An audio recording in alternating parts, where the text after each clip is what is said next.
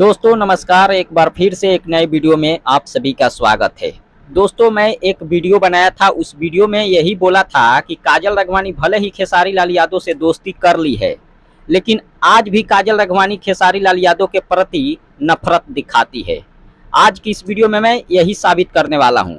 उस दिन वीडियो बनाया था तो उस दिन बहुत सारे लोगों को बुरा लगा था, लेकिन आज की इस वीडियो में पूरा खुलासा करेंगे कि कैसे काजल राघवानी खेसारी लाल के प्रति नफरत करती है।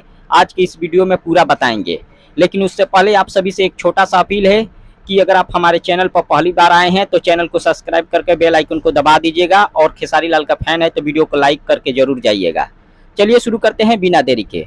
दोस्तों आपको बता दें, काजल राघवानी और खेसारी लाल बहुत पहले से अलग हो चुके थे, इस बात को आप सभी लोग भी जानते हैं।